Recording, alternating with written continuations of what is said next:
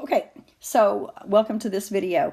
So this one is going to talk about how to take the composition of functions to prove that two equations are in fact inverses of each other.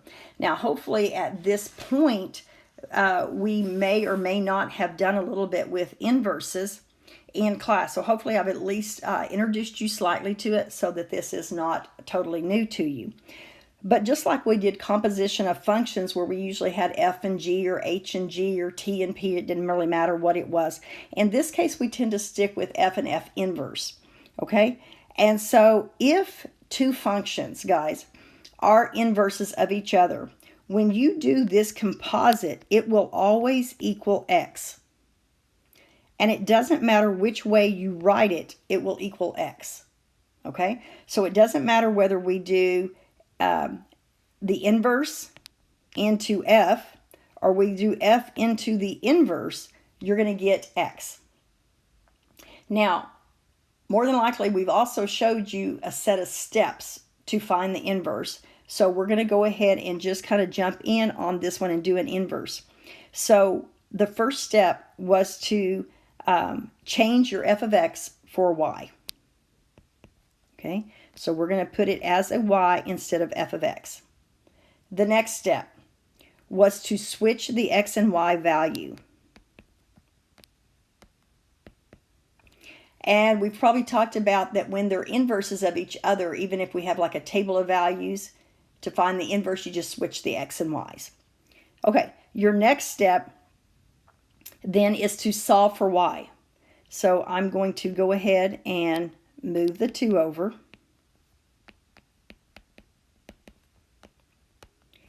Okay, I'm solving for y.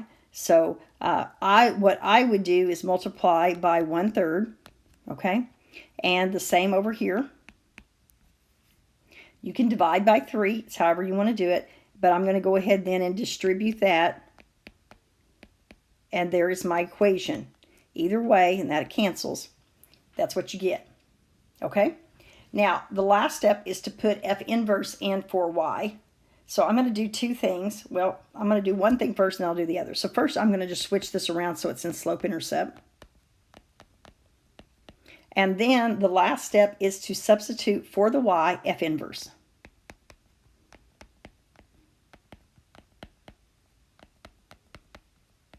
Okay? So that is how you find the inverse. Now we're going to go back in and prove. I might not have given you enough room. I may have to go in and edit this before I print it. So we're going to do, and you could put an X there. So we're going to take, again, we're going to take f inverse and put it into f. Okay? So in this case, I'm taking f inverse and I'm putting it into f. Okay, whoops, let me just do that. We're putting it into f. Get that right. There we go, into that x. Okay, so just like what we did earlier with our compositions. So I've got 3, and I'm putting this in. Okay, so I just put it in place of the x, and then I have -2. Okay, now I'm just going to distribute. So 3 times 1/3. Hopefully you know that's 1. 3 times 2/3 would be 2. And then I have the -2 outside. So this equals x, which is what I told you up above it better equal.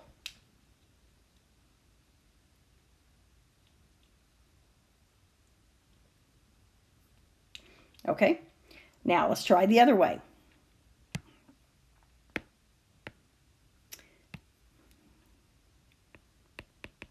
Okay, so let me get this off of here real quick, see if I can do it without erasing everything. Whoops, almost. No, not that way. Let's see, that was +2/3. Okay, so now then we're going to do the other way. So that's why I'm erasing that off of there. And so it needs to be f, this time we're doing it as the bottom, f inverse of f. Okay, and so that means this time we are going to take f, okay, and we're going to put it into F inverse. See what I did? Now we're taking F and putting it into F inverse, doing just the opposite.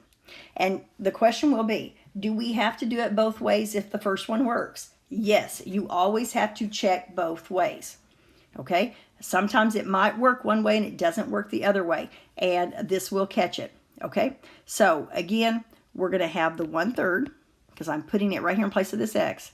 I'm going to take the 3x minus 2, that's what I'm substituting in, and then we have the plus 2/3. So do you see how this looks like this? The only thing different is instead of this x, I now have this.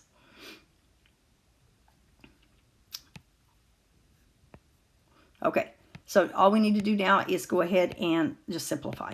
So 1/3 times 3, whoops, would be 1. 1/3 times 2 would be 2/3. Okay, do it that way if you need to. Plus another 2/3 that we had already. And again, these are going to cancel. And so I do just get x. And so it also checks. So that means we did do the inverse correctly. Okay? But the new part here, again, is doing our check. Okay? Doing our check. And it's just simply, you take one equation and put it into the other, and then you switch it. Okay? Okay, I'm going to do a square for you real quick.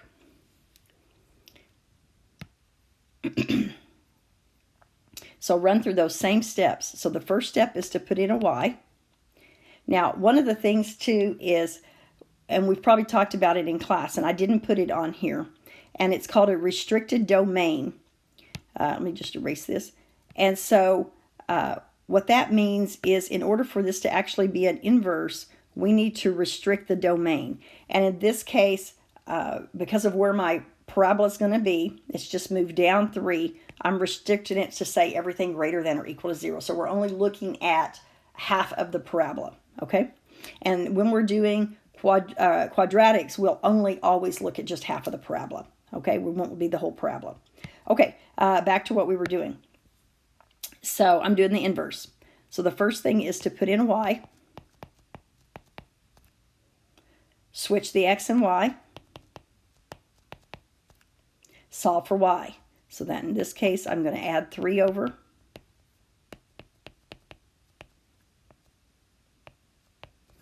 And how do we solve a square root problem or a square problem? And hopefully your answer is to take the square root of both sides. Okay, so I'm going to get the square root of x plus 3 equals y. Now here's the thing about it. Normally when we would just do an equation and solve it, we put a plus or minus out in front.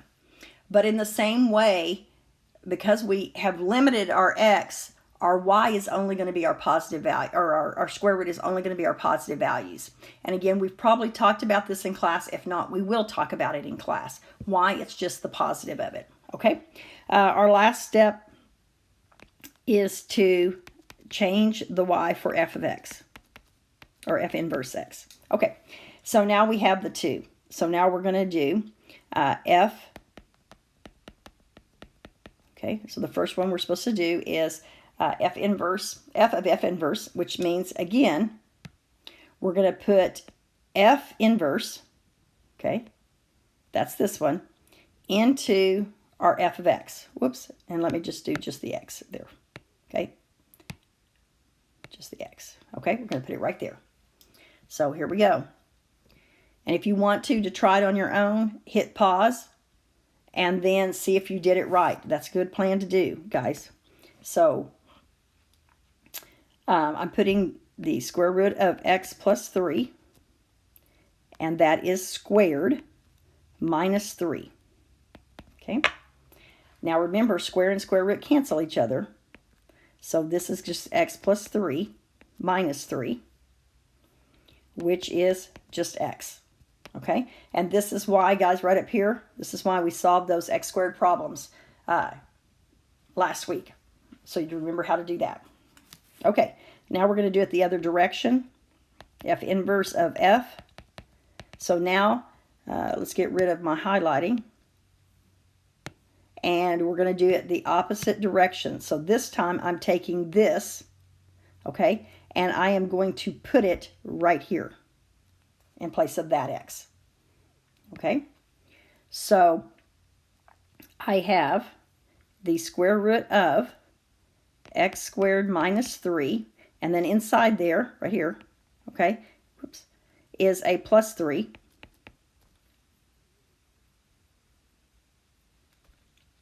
Okay, so inside my radical, these are going to cancel. I have this, whoops, square root of x squared, which is just x, so it checks out. Okay, so in fact, what we found here is in fact the inverse. So we are correct in our inverse, and over here we were correct in our inverse. Okay, so again, pull this back out. Please review over that, and again, we will be doing multiples of these in class next class period.